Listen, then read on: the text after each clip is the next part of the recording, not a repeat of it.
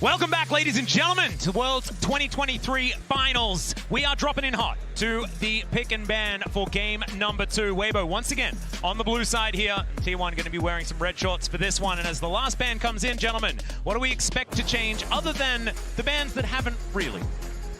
Well, there's your first answer. Kalista going to be picked up here. The Ashe was banned out earlier this time around, so now the question is, does Maokai Jace go to T1? Are they going to be interested in taking that? Rel was actually passed over. It's such a big one for Oner. There is obviously answers that they could go towards, like the Senna-type lanes, like some of those aggressive lanes that we've seen with Caitlyn and Varus as well. Also wondering if they want to pick up the Aatrox here or go for the counter pick again. Zeus was such a big part of what made the previous game work, and the Renata pickup is a no-brainer that has to be taken away to both deny Chris, the champion I think he's looked the most impressive on, as well as deny specific that Kalista-Renata combo that has been so successful. Even so at last game, even with the laning phase, they got a slight lead, but it wasn't like they completely blew out the lane. But in mid-game skirmishes, playing against it becomes incredibly hard. And we'll see what other answer is going to get picked up here. Personally, I would love to see Oner on his Rel, try to pick that up maybe in rotation. And this is Gumayusi's Draven, a champion that he debuted on as well. Extremely aggressive and really strong into the Kalista. This is one of the many problems you have about dealing with T1 on red side. You go for Kalista first pick, something that does have a lot of lane power. One of the only ADs that can really fight fire with fire down there is the Draven. I would like the Senna again, though. I think for Crisp, it's a strong laner. We've seen this actually work pretty well in the past also, but this is a tough lane to deal with, and have to see if Crisp is confident to go for it. It is going to be locked in here, so the final pick on the blue side here rests in Xiaohu's hands. Could be full Shadow Isles with a Maokai lock in here, but I don't know whether you're necessarily super excited about seeing a Maokai. We'll see where Xiaohu is going to go. I kind of expect a jungler just to keep these solo lanes a little bit more up in the air, unless they just want to grab the Aatrox and make sure that can't be banned away. But no, it is going to be the 3-piece Shadow Isles with the Maokai lock. And specifically, Weiwei obviously had an amazing game. It wasn't enough, but his early ganks were really good. And if the team didn't fall behind the way that they did, might have been able to set up objectives the way we've seen Maokai do really since last year at Worlds. Champion has been around for a while now. Now, T1 can either try and secure Oner his Rel if he wants to go in that direction. Poppy's another that we know he loves, and Poppy into Kalista specifically, I think, is a really good angle. Sylas, also a good option. It's available for Faker this time, and anytime Maokai's there, it's really, really strong to be able to have that counter engage. You basically just have the more powerful version of that ultimate. Sen ult has some value for cross map as well, so definitely a strong angle, and also a pretty good denial pick for some of the things that you might expect them to go towards. And also, it does mean that T1 is now forced to ban away. Blind Sylas can obviously be punished. The Jace, I think Zhao actually had a great game on the Jace last time around. They were able to play around, and these new ults didn't really end up mattering when we got to the fights. But T1 going to try and make sure that Faker does actually get through the lane. Last time around, we saw Weibo target Oner, and I think they're going to try again. Even though it didn't work out, his league was still incredible. Poppy and Rel, to me, are no-brain bans here. Yep, the Sejuani will still be up and available, though, and Permafrost value alongside a Sylas in the mid lane can definitely be very, very scary, augmented by Zeus picking up something pretty strong, bruisery on the top side. Exactly, and almost guaranteed you think Zeus is going to play one of those types of champions. Is it going to be an Aatrox or Oner or something along those lines? That could be a strong pairing, so it's tough. I am almost more afraid of the Sejuani from this point, even though I associate Oner's much more with the Rel. Pick your poison, and they said no. We'd prefer not to. That can be up to Oner if he would like, and so we'll see whether it is going to be the Rel or the Sejuani. Yeah, this is going to be an interesting choice. I mean, I think if they go Sejuani here, they're going towards double melee pairings, but instead it's going to be the Nocturne. So denying some of the ability, I think, of the Shy to play through side lanes. Potentially, you know, you're worried about some sort of side lane picks, some ability to 1-3-1. This really makes that difficult. And it also, if you have a flanking pick coming in from Zeus, some sort of a dive buddy there alongside Faker and and Oner, it could be really tough because you can turn off the lights, throw the stolen Maokai ult, and then potentially have Zeus coming in on the flank. And for Weibo, I think one of the consistent issues is that you want to try and get a strong bot lane, which they did, even though obviously the Renata and the Draven are quite strong. But it means that then you have to deal with Zeus getting counterpick, right? And Zeus, his Yone has been taken away. We'll see what else he can bring out against the Aatrox here, as Xiaohu have of course been a large number of mid bans already, is actually going to go for the Ahri here. Yeah, so the Ahri is going to be locked in. Is that an insta-lock? Okay, there we go. So the Gwen going to be locked in here for Zeus. Something that has been picked into him in the past, but I won't talk about it too much. If you are a T1 fan, I imagine that is definitely going to cause some pain. But this is really, really fun. Zeus really fighting fire with fire there towards that top side once again into the Shy's Aatrox. It's going to be interesting. We haven't really seen Gwen do that well at Worlds, to be honest, because it's one of these picks that takes a long time to turn online. And I feel like you've even seen Zeus play the opposite in this matchup, where he's going for the lethality build on Aatrox and really kind of has earlier and more powerful power spikes, because this Gwen is going to need a couple items before you really start to outshine what the Aatrox can do. That being said, if they can get to that point, T1 has an incredible 1-3-1. They really can attack those side lanes so heavily with the Nocturne as well. And you do have that flanking top laner that I was talking about as the final piece. Stolen Maokai ult. You have the hostile takeover. You have the Nocturne ult. You have a flanking Gwen. All of this being thrown at you with the lights turned off is so hard to deal with. And my expectation as well is that with a lot of attention should go again towards the bot lane, we'll see how the Shy can recuperate after a pretty rough game one. Exactly right, but fist bumps have come out between our coaches. It is time to get onto the Rift for game number 2. There is match point on the line for T1, and Weibo could bring us to a best of 3 here at Worlds 2023. And I think everyone is aligned in just wanting as many games as possible here in this final. The last couple of years have been pretty good as far as games in the finals are concerned. And so hopefully they can bring us to one of those, even if it could bring some heart attacks here to the Gochok Skydome. I imagine that it could be a difficult time. Yeah, since 2018, it's only gotten better, right? We got 2 free zeros, that's not so great, a free 1, and then back-to-back free 2s. Yeah. And those are the most fun and stressful. Certainly the most stressful and the most fun. Chronically, you're exactly right. And here we are into game number 2. Weibo gathering up towards this bottom side. And T1 not going to be walking too close to where all 5 members were positioned. So no, nothing to worry about too much. And you guys can remember, you can log into your Riot account on lolesports.com and watch Worlds live to earn exclusive Worlds emotes and icons. And we'll see whether Weibo or T1 are going to be flexing any of those here in the game. And you can see that side lane ward here from Weibo trying to maintain side lane advantage. They have to be winning out in this 2v2. They need to utilize that Kalista to be the one stacking dragons, much like T1 did last time. But T1 did take the time. Zeus went in, got that deep ward, so then I have full info on where Weiwei is going to be starting. Is going to be looking for this top towards bot clear, because it's going to be this classic Weibo playstyle that we have seen so much of at Worlds. Focus towards bot with the Kalista. You have to have it. Also have both junglers pathing towards the bot side of the map, but obviously Weiwei going to be way stronger early on Oner, mainly looking to cover in case they do see Weiwei show up in the bot side. Do note that they do have a ward on his blue, so the T1 bot lane is very aware as, the bot flash lane already out from Gumayusi. His light's relatively low as well, but that is definitely a trade that goes incredibly well here for Weibo. Zeus also taking a fair bit of damage towards this top side. Weibo Gaming, they are not backing down yet. Yeah, it's getting spicy here early on. Chris trades out his heal, but they get the flash off Guma, the ignite off Keria. Light pretty low as well, but they can just push this in, potentially look to reset, and maybe if Weiwei is coming down here, set themselves up in a great position. But look at Oner looking for this wraparound here. Yeah. Xiaohu likely can walk it out, but we'll see if he's forced to use the summoner. He's level 2, so doesn't have it. There's the flash chain. That is going to get the flash out from Xiaohu. Oner is going to back away. Will have his spell shield available.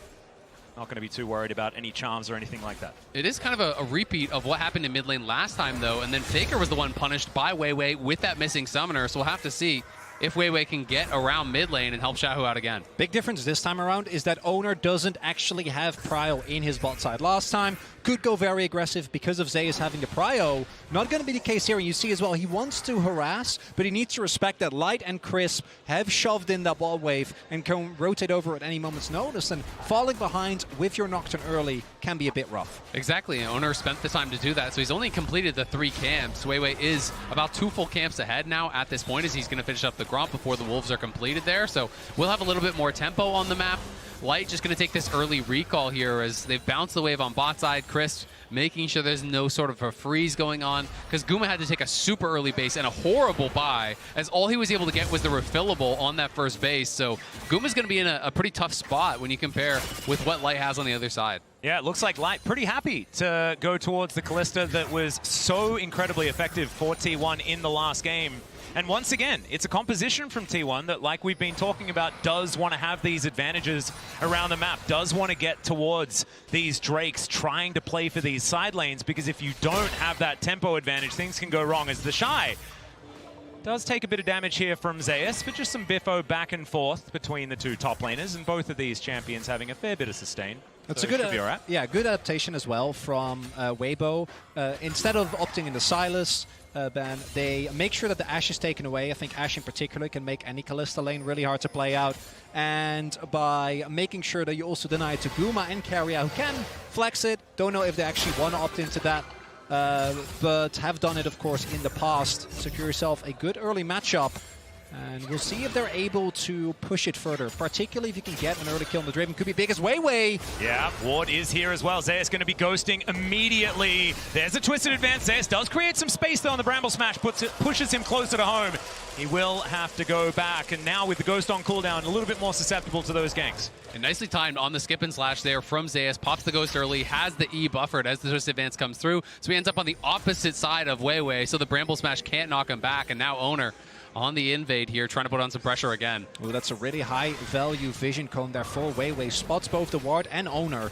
And look at the pickaxe advantage. So there's no way that Weiwei can fight. He hasn't based yet. Oner did go back to base, has that additional AD, and Weiwei knows he can't win that. Yeah, and the whole time, Faker is backing towards that top side as well, and so they know they can't go and contest that Gromp. It should mean that Oner can collect himself this Wolf Camp as well. So the advantages in the jungle are continuing to blossom here for T1, but on the bottom side of the map, Light's still holding that advantage. Yeah, it's big there for T1 though, because it turns what was a really rough play, a gank towards Zeus, into a really big win. He immediately teleports back, is able to get Prio. The Shy hasn't had a window yet, and they use that to get Oner faster to his level 6, with him now having a CS lead. And something we haven't talked about at all, it's going to be AD Ahri, because he is playing Fleet Footwork and he has the Kerchi's Shard. So I think it is going to be Static Shiver. I think this is going to be AD Ahri. We've seen quite a lot of this online. This is kind of the new evolution of what we were seeing with AD LeBlanc and that sort of style. I'm not sure if he is going to go like full on AD on hit, or more just that similar build where you go Shiv into Lichbane and play the Night Harvester as well. That's the most common one I've been seeing online. But obviously trying to be able to side lane and trying to be able to kind of slam home an advantage here as this range versus melee matchup into Faker. So it's a very different style of Ahri than we just saw, and I'm excited to see it because I think this is the first pro game that I can recall seeing it in. Yeah, I haven't seen it yet either.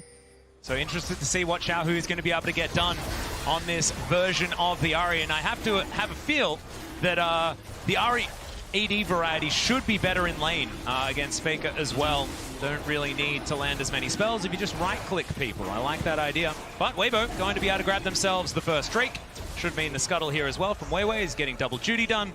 They are going to be able to grab this off the back of their very, very, very supreme control of this bottom lane. Yeah, this all goes back to the level 1. Light and Crisp playing it out early on very, very well. And one of the things that we haven't really talked about yet that the Draven can struggle with is not having a jungler that can enable you. As I say, that Oner is in top. Yeah, Zeus dashing forward. The needlework is out. Snip, snip. Going to connect, but doesn't do too much. And in goes Oner. The flash out was incredible from the Shy. Oner gets taken down to, oh my goodness, about 1 health. But will be able to walk away. But I don't think he's going to be excited about ganking the Shy anytime soon. Although Zeus is just going to go. That is just not fair. That is the Shy encapsulated, the massive outplay into the overstay. He has the 1v2. He likes his odds in the 1v1, and that is such a costly death because he has no TP, gives up first blood with 2 stacked waves at his tower. That is catastrophic for Weibo's chances. Unfair. That is it. So initially he outplays it, gets the Q while dashing back, denies the fair. And then he goes back in. Not only is it Zeus getting a kill, which in this snowbally matchup is extremely rough, but it also means that Oner's first ult was a success. The first ult on Nocturne is so big. He gets his early Ultimate Hunter stack, he gets a ton of assist golds, and that was an unforced error. Yeah, I mean, he eat in, right? You could just stay at your tower and farm it up. He didn't want to lose the wave, but he's the one who goes aggressive. Now he's going to get zoned off the bot wave, so T1 punishing so heavily here. Yeah, the flash forward from Keria finds the handshake this time. The Infernal Chains come in, he's lit on fire, he's feared, and Gumayusi cashes in. It's the Shy getting way down in this game now as Weibo have their bot lane up top.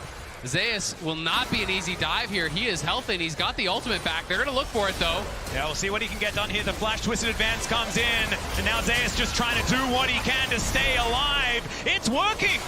And he's going to be able to dash back towards the minions. Now Faker turns up. He's got his own nature's grasp, but Xiaohu is going to join this one, and Zeus is running the wrong direction. We'll see how much time he's going to be able to buy here, because maybe this is an execute as he heads toward the turret, and there it is.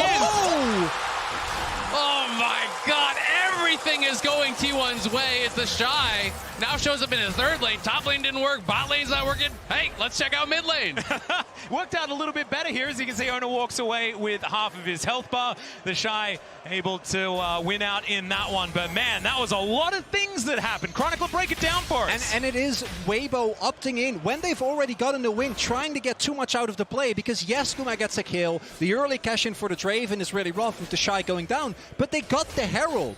They can play it a little bit slower, try to zone away Zeus, and then crash the Herald, get a ton of plates into light, and then try to play from there. But they try to get more, and it backfires. And I think they're feeling a little bit of that sense of desperation. You lose game one, things start going bad in game two. You feel that you need to get even more. But T1 in such an incredible spot here now, and that kill for the Draven was so critical, because Draven from behind is such a weak champion, but when you're able to snowball, it can really be a different story. And he's now 300-400 gold ahead of his opponent. Yep, exactly right. And okay, Faker diving in here towards Xiaohu, of course. This is our featured matchup, thanks to Mercedes-Benz. And some scuffle, but not too much more than that. We are just going to back away. So I got a little bit overexcited. That is fine. Keria going to be snared here for a moment. It's Gumayusi down here, like you say, with that extra money. But his Draven didn't work out for him. Last time he played it, of course, in the finals against Gen G. Hasn't played it this tournament yet, though, and this is one of his favorites. And next comes the setup for the Ocean Drake. Weibo already picked one up early, and with the Kalista, I really want to try and opt into this. We haven't really talked about the scaling aspect between these two teams. I think that both teams have some parts that feel like they scale really well, particularly the Senna, and I think that Maokai remains very high in value just by the virtue of his ultimate. But on the flip side, particularly with Zeus already getting ahead and Oner starting to stack his ultimate hunter, if Weibo don't snowball objectives early, I think it's going to be such a nightmare trying to play into this T1, because they can get so much in the side, and collapsing becomes really hard because of the Nocturne. And the build from Xiaohu, I'm finding a little bit confusing, because he did start with the Kerchi's Shard, and now he's going into what looks like a Leandry's here. So it looked like instead we've backed off like 5 patches or something. I think we've seen this before. It reminds me of what Showmaker used to do. I think it was LeBlanc. It might have been Ari versus Galio, where you go fleet and early AD just to have an extra edge in lane.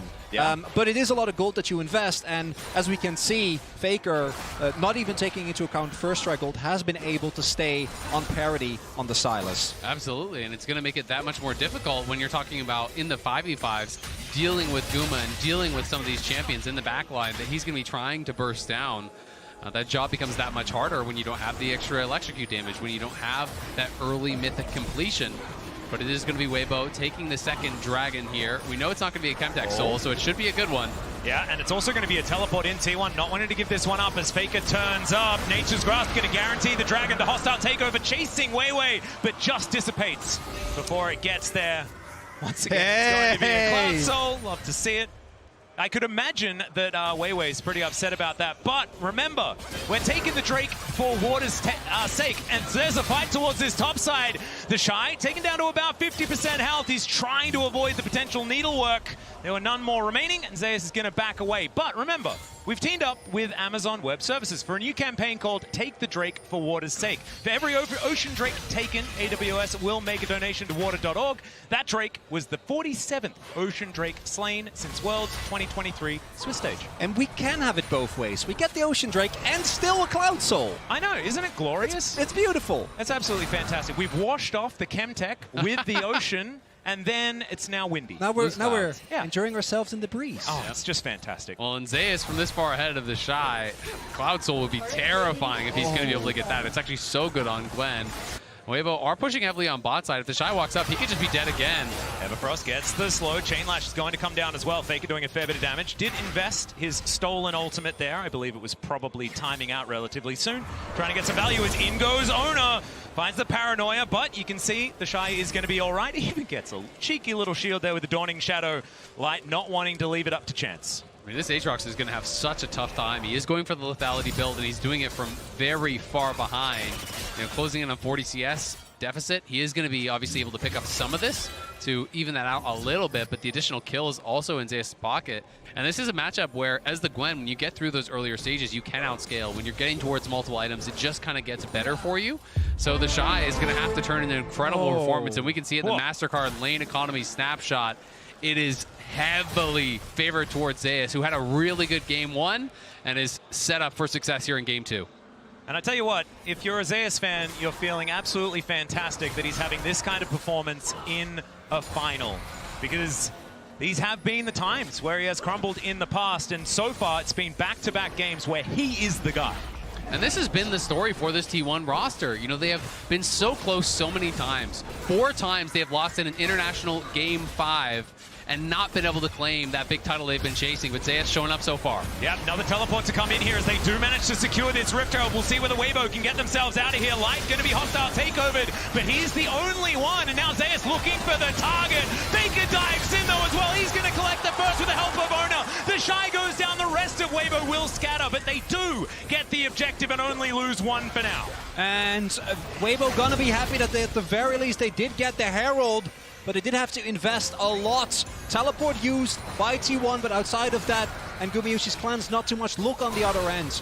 No flash for Weiwei, no flash for Light. Those are going to be big cooldowns in the possible fight for Soul Point that I think Weibo was going to be looking for in about 2 minutes. That stolen Maokai from Faker got incredible value. Weibo was kind of panicking. They had to make a run for it here. And Weibo are able to secure it, but it's Faker on such a good angle, coming in from the top of your screen, able to find this stolen Maokai ult. Weiwei uses his to just try to disengage the hostile takeover, but look at the angle here from Faker. Everyone from Weibo sent packing. They're trying to line up to avoid it, but the flashes have to be used. And that is with Zhao, who doing so much heavy lifting. Keeps Keria and Guma out of the fight. Keria was also unable to hit anyone, and he's giving me really big barrel energy with the amount of things that haven't been able to hit.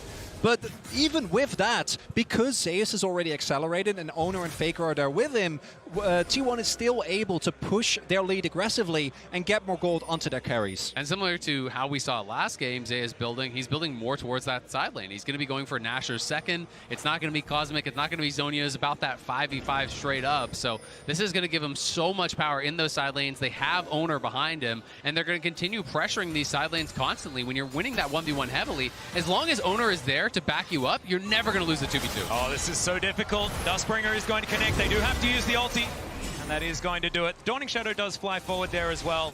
And once again, they just have to get out. And I believe, did Oner even use the ultimate? No, and that's going to be the fight for T1 looking way better, right? 25 seconds till the Drake spawns, and now Crisp doesn't have his ultimate, and neither does Xiaohu. It's going to be really tough, and the flashes aren't going to be up either. You look at Light, he's not going to have his flash. He doesn't even have his cleanse yet. This feels like a really tough one for them to fight, and Zeus is going to be able to knock down this turret on the bot side to get even more gold in their pockets prior to it. Snip, snip, snip, and down goes the turret. That is the first one of the game. He is looking completely unanswerable. He is so far ahead in the majority of metrics right now, as the Rift Herald is going to park itself in the mid lane. Immediately, that turret bot lane should be answered, and there goes the charge. So T1 are going to lose one, and the more important one, you'd have to say. But still, I mean, who's going to do stuff about this? The lady no with the scissors. It's also Zeus getting that turret, the nice first turret, which would be some much needed gold for Weibo. Now they're going to try and contest the Drake with very little vision. Well, Zeus on a flank angle here as well. Crisp going to be spotted, but he does put that ward down. That is going to get there. The Drake going down very, very low, and now the paranoia comes in. Faker looks for the Spirit Rush, and he does find it. The hostile takeover is massive as they get rid of Light immediately. Weiwei taken down for the double kill for Oner. Xiaohu now trying to get some damage in the back end. It does take down the Nocturne, but it's Chris fighting on the bottom side of the map, and Gumayusi is going to cash in once again, and T1 wipe the fight. And it's T1 winning everywhere. The fight breaks down into multiple skirmishes, and they outplay, they outfight, they get all the kills. It is 7-1. They're going to take the Dragon, the only thing that was working for Weibo in this game.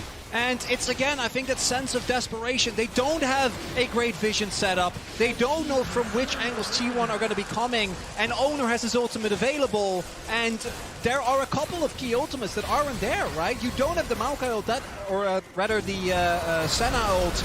And that's such a big defensive cooldown. And again, look how they orchestrate this. Faker comes in from the top. Oner turns off the light. The hostile takeover comes across everything all at once. And it's so difficult for Weibo to be able to effectively communicate how to play out this team fight. So everyone scatters. They're all flashing, every man for themselves. And when you go into that kind of fight against T1 with this composition, you are sure to always lose. And I tell you what, I'm really enjoying the use of the paranoia as well as the hostile takeover, because something that has been difficult for a lot of our Renata players to deal with is getting in the right positions to get that ultimate off without as much notice, right? Because it's relatively telegraphed. But if the lights are all off and then this wave comes across you, it's not a lot of reaction time to deal with that if everything else is going on as well. Additionally, Guma was able to pick up another kill. So this Draven is by no means the main carry of T1, but now Zeus is fed, Guma is fed, and Oner is fed. So they might get a catch here, not going to find Keria, but there's so much that you need to deal with. Exactly right. And just quickly, win probability powered by AWS definitely starting to trend towards T1 in this game. 7-1 in kills, but at the beginning of the game, you could see there on the graph, Weibo was certainly getting themselves into decent positions. We'll see whether they can claw some of that back. It is only a 4,000 gold lead here for T1 so far. Definitely surmountable.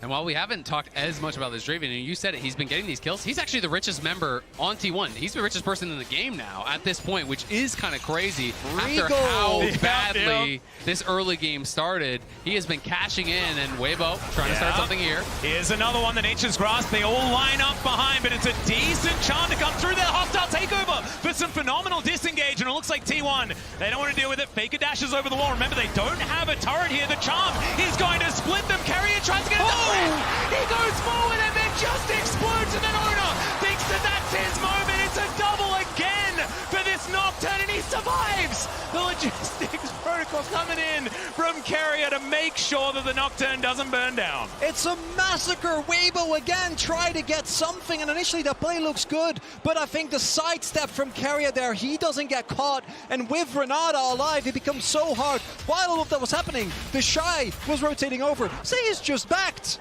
Yeah, Zeus isn't even here. They decide, hey, we gotta go now. We're falling behind. The initial play looks good as Oner gets chunked down so incredibly low. Xiaohu flying in, but this is the sidestep that you're talking about right here as Xiaohu goes for it with the last charge there. Both Guma and Keria, beautiful sidestep, and then Crisp gets thrown in, but it's a flash out from Guma, it's a turn, and it is the one shot from the Draven. And the one shot from the Nocturne as well, using himself as a bullet into that backline and secures the kill on to Xiaohu. Also, the Dustbringer, I believe, got the kill in the first place. So this Nocturne is just massive. And it is, again, also a testament to how powerful Renata is. Oner can go for these mega aggressive plays, knowing that as long as he kills his target, he will be able to be bailed out by the rest of his team. And honestly, even if he dies from this position, because the carries are so fed, it's going to be worth it, right? As long as you are creating space for Guma, for Zeus, for Faker, even if it is that one-way trip here for the Nocturne, it's going to be such a value play as long as they can follow up. And T1 have been on the same page. Weibo seem like their only answer is just forcing more and more fights. You can't win side lane. You can't win 5v5. Your objective stacking has been stopped. it is getting close to checkmate in game number 2. It's really hard as well, considering the fact that T1 had already built themselves a 1-3-1 composition. There is no comp in the game that is more just win more, right? Because you have win conditions that build upon themselves with a composition like this, where Zeus and Faker can get control of these side lanes all game long. Tempo, something that Weibo is going to have to really, really muscle. Oh. Yeah, that is a bit of item in advantage.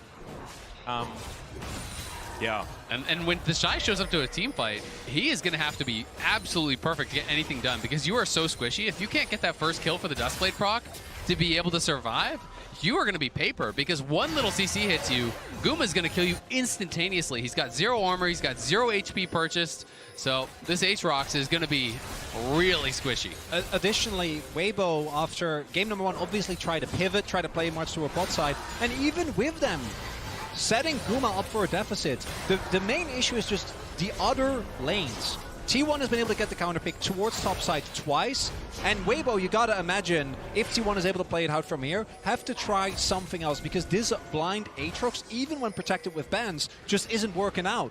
And I think we have to talk about the journey that Oner has had. You know, he is one of the players that has been so criticized throughout this year. And how good has he been in this series? How good has he been at Worlds? And this whole tournament, exactly. And on tanks normally, right? But this Nocturne performance, he is playing reserved. He is going in at the right times.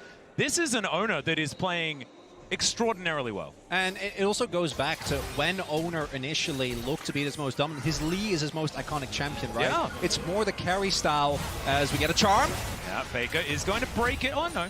He uses it in order to close distance back again, I guess. But never mind. Nothing too much more going to happen. T1 with the opportunity to stack 4 Cloud Drakes.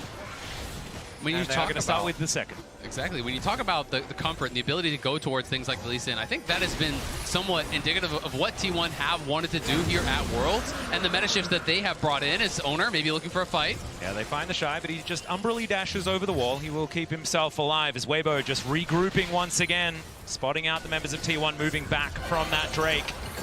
And now moving towards the Baron pit. It is 25 minutes into the game, and T1 hasn't gone for a Baron just yet. You can see that they have changed a little bit. Very reserved. Yeah. Yeah. They've really matured, you know. The Baron's been alive for 5 minutes. Now they give it like 5 minutes. This is not by T1. I think because they were near the Baron pit, though, they have remembered. So I imagine we're going to be playing around that now. Oh, okay. I thought you were going to say it counts as them starting and you're just walking by, saying hi to an old friend. No, I don't think that's necessarily how it works. But it's just been so fun to watch T1 because they have been on the forefront of these meta shifts, right? You know, Keria, when it was this double AD carry meta in the bot lane, he was incredible. Being able to bring that back, being able to have Oner on Lee Sin, Guma here on this Draven, being able to see these iconic picks and their comfort is working out so well. Paranoia comes in once again as the flash out from the Shy may not be enough. They're under the turret. Oner was tanking it up, and Zeus is going to finish it. Inner turret should now be next on the clock. And because the rest of T1 is standing guard, Weibo can't try and turn the fact that Oner is towards bot into a Baron, so they just have to watch their teammate get killed through Merc Treads and a Hex Drinker as well. Yeah, and Teleport's still available, so it was only ever going to be a 4v4 anyway. It is a 4,000 gold lead in top lane, almost 4,500 gold in top lane. That is just ridiculous now at this point. This lead for Zeus is becoming just a nightmare for them to deal with. He has the Cosmic Drive finish now. He's so far ahead of the pace of this game that no one can answer him, and it just felt bad for Crisp. Every time he popping a Sentinel, it's just been to watch his teammate die. And he doesn't even get to watch because the lights are out. He doesn't even get to... that's why would you have to remind me? I know, it's very cruel. That's painful. I'm still remembering back to the Shy outplaying a 1v2. And then, walking back into the 1v1. As Oner, he's going to get charmed. It's a decent amount of damage, but he is very far ahead, and he will just be able to wander his way out. And the problem for me now is that reactively, the Weibo comp, individually they can pick up very well, but if you don't get to the objective first, it becomes very hard to contest, and right now that's not the case. Yeah, they're definitely not there first. The Baron is down very, very low. There's the Paranoia as they look to try and burst down the Baron. They do collect it, and now the hijacked ultimate comes through from Faker. Now Zeus dives in. He's taken matters into his own hands. He hasn't taken any damage. Weiwei has to run away. He gets thrown back by the Bramble Smash, but the damage has already been done. Faker goes gold and does have to flash as Light's doing a fair bit of work.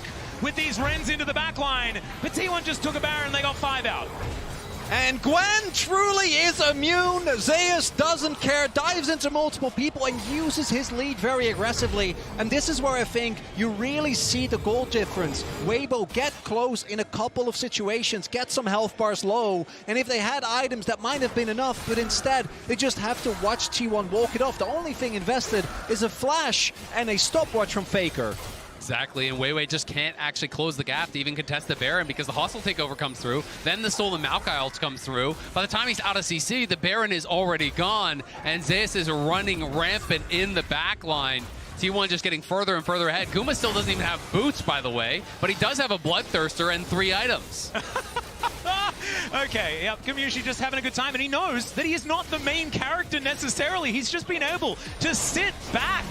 And it's he because takes of the Cloud Drakes! Turret, and, he doesn't need boots! Oh, that is true! Everyone's Cassiopeia on T1 now.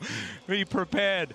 Everybody else actually bought boots, though, which is a little bit of a shame, not making up for it. The Rebel Baron power play already at 2-2, 2-2. That was actually cool that I looked up at the top there when it was a whole lot of 2s. Nice. And 1 minute until a potential soul point for both teams. T1 at a 10,000 gold lead, though, or at least very, very close. Should be able to grab advantage and secure that for themselves. And this is the problem. Once you fall behind against a 1-for-1 comp with a Nocturne, like, what do you do? If you try to collapse, Nocturne presses R, you don't know how many people are coming, you don't know how many people are responding, and T1, they're looking for more. Yep, Shahu already taking a bit of poke damage. Light will turn up. As 4 members are here, teleport event not available for the Shy, but they dive in, the turret goes down, the needlework just rips the center to shreds, and Zeus just by himself destroying everyone! Hostile takeover comes in, Light has the cleanse, but you can't cleanse death, it's a triple kill for Zeus, and they'll get to work on the inhibitor. It might just be the game right here. Zeus playing like his namesake, a god! This guy is going crazy in the finals! Just extraordinary as Zeus helps clear up this second Nexus turret, and T1 at match point already. And by the end of that game, the kill score is 1-14. That was a little bit even more one-sided than the last game. And T1 really on the back of Zeus, the man who had been performing less good, we should say, in some of these finals in the past, really showing up here today. This is exactly what we've been touting for this guy for so long. But T1 are 1 game away from clinching their 4th Worlds title. But before we get into break, let's have a look at some of the amazing behind-the-scenes footage of